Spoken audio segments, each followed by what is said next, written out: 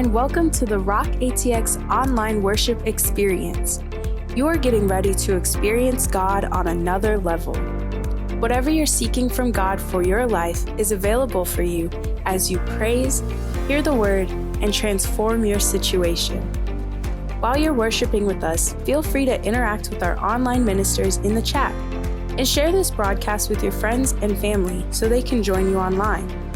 Also, make sure you subscribe and follow the ROCKATX on Facebook, YouTube, and Instagram to stay connected to all the Rock is doing. Now, shake off the worries of the week and get ready to give God some praise. Service will begin soon.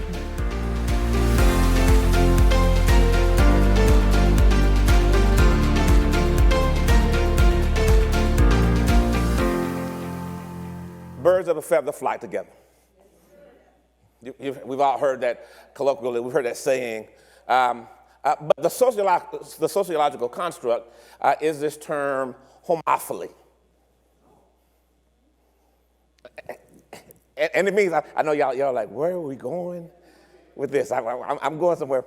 Homophily. It literally means the tendency for people to seek out or to be attracted to those who are similar to them. So literally, in layman's terms, homophily means I hang with people like me. So that means that when you look at, I want to throw some of y'all's arguments away. When you say things like, "Well, I'm really classy," and I'm bigger than my situation, and I'm greater than my reality. And don't let the smooth taste fool you. You don't understand, and I'm saying, sociologically, the reason why you hang with people in the hood is because you hood.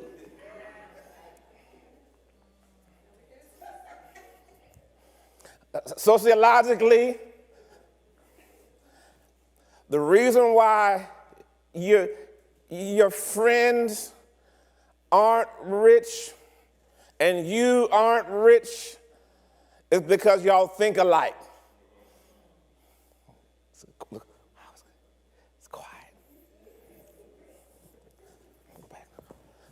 I'm not talking about you, I'm talking about homophily.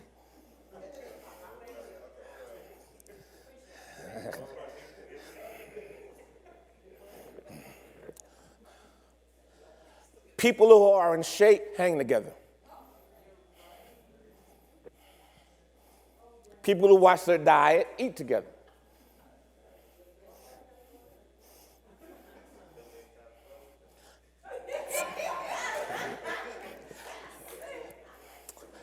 Fat people. Listen. Just go to the restaurant you frequent and don't order nothing for 30 minutes and just sit down and look at everybody come in. They're either where you are or where you're headed.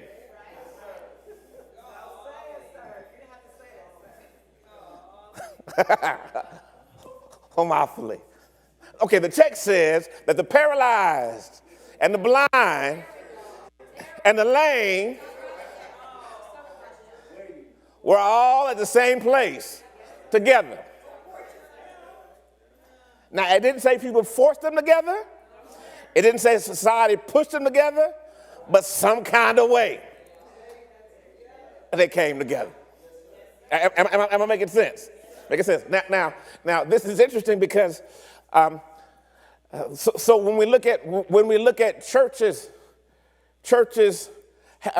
used to be formulated off of this homogeneous principle that people who are alike worship together. And listen, and whether we know it or not, we use this same idea even to witness. You witness to people who are like you. And so therefore, your religious movement and your religious group is just like you because it's only limited to how you are.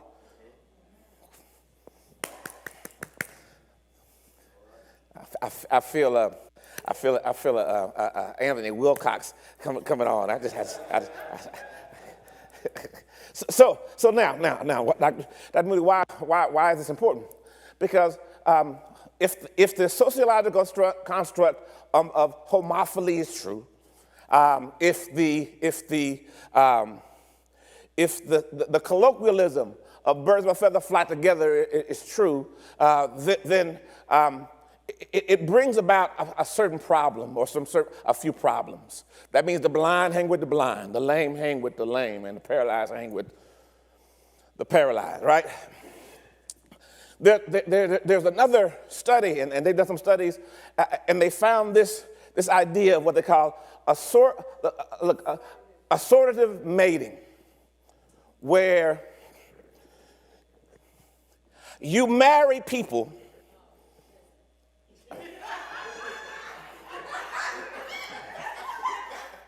and you date people who are like you. I get it. No, everybody says, no way, ain't no way. Okay. I know you said this is a lie, but they studied 21 billion people.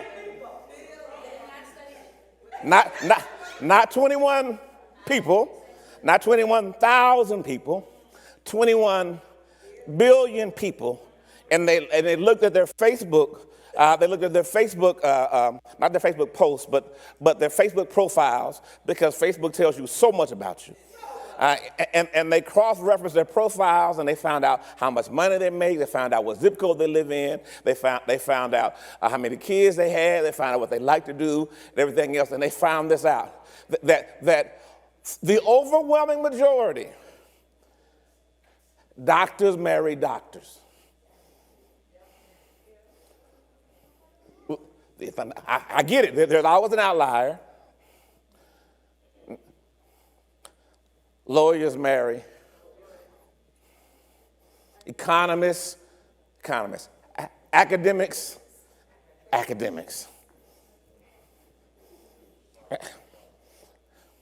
Criminals.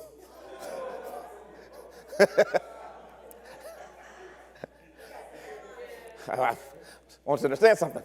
So Assortative mating says this, and so the economist said, let us study relationships not from a psychological standpoint, but from an economic standpoint. I'm going somewhere. They said, let's look at economics. And we want to look at assortative mating from an economic standpoint. And they found this fascinating thing that's going to bless you and make you mad. Assortative mating says this, that over the last 30 to 50 years, when you look at the wealthiest people in the world, the top 1%ers, what they found out is that the top 1%ers are getting more and more wealthy, and they're getting more and more money because they're marrying each other.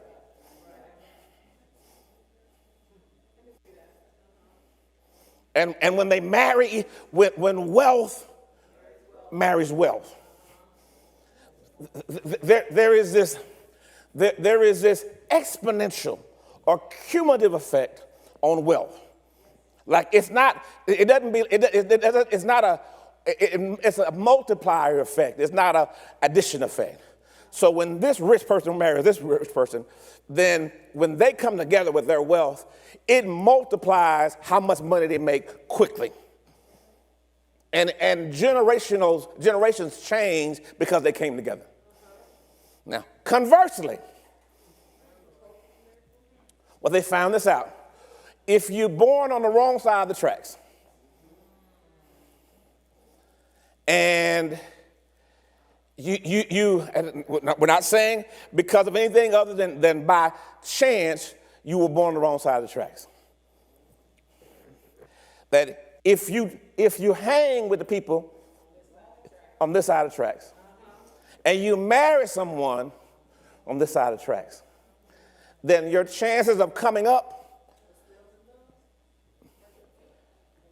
7.5%.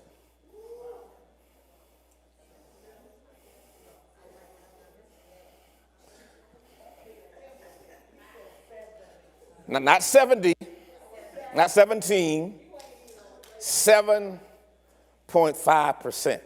If I'm born on the wrong side of the tracks and I marry somebody from that side of the tracks and I hang with friends from that side of the tracks, then I have a 92.5% chance of staying that side of the tracks. And then my kids will stay on that side of the tracks. And my lifespan will be determined by what happens in the zip code on that side of the tracks.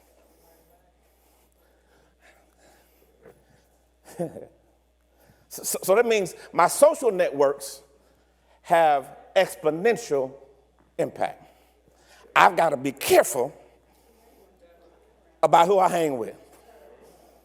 Because if I hang with the wrong person, and I end up marrying the wrong person, and I end up being friends with the wrong person, and I end up getting embedded in my ideas, then my mobility or my chances to come up get slimmer and slimmer. Now, I'm going to say this.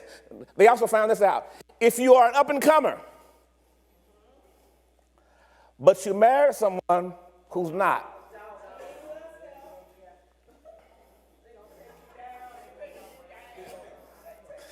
they're going to weigh you down. And so even if you had a 10% chance of coming up, by virtue of your marriage, you can either increase your chances exponentially or to lower them. Am I making sense? So man of God, woman of God. So that means, so when you're on your dating profile, listen, let me help you with this. The reason why they gave you the dating profile, because they assumed that you would be doing assortative mating. And you would only pick people that are like you and that would help you come up. They didn't assume that you would ignore the profile and fall in love. Am I making sense to somebody? Because what it meant was that when you got with them and you fell in love with them and you had babies by them, you just made your life harder.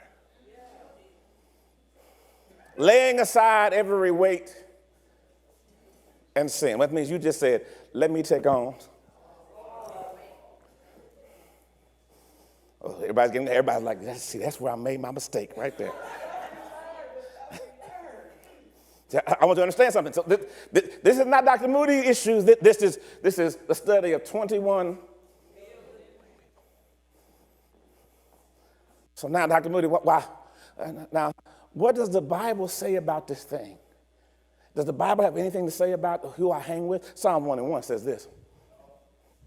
Blessed is the man who walks not in the counsel of the wicked, nor stands in the way of sinners, nor sits.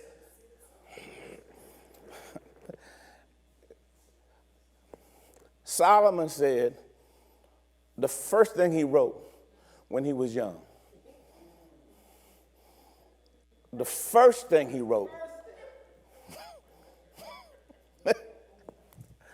verse 1, chapter 1, the first thing he wrote was, hey, you better watch who you're hanging out with, because who you're hanging out with is going to determine something for you. That means you can look around your social networks. So this week, look around the room several times, and look around and you say, this is what I'm going to be. So if you're around the room and you're looking in the room and everybody in the room like this,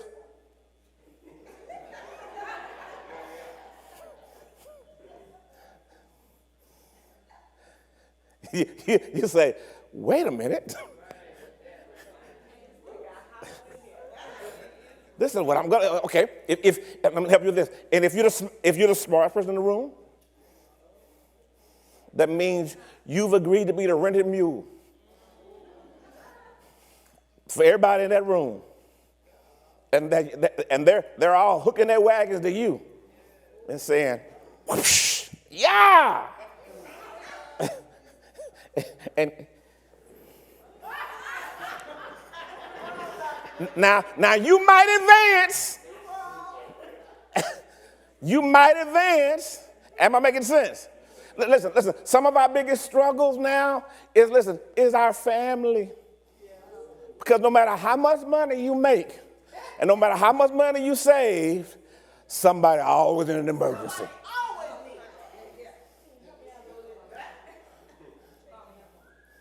Hey, cuz.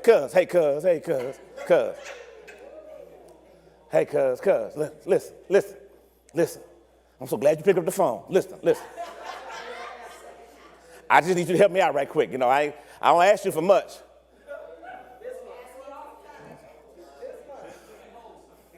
Well, the problem is they're the 15th call you done had, not asking for much.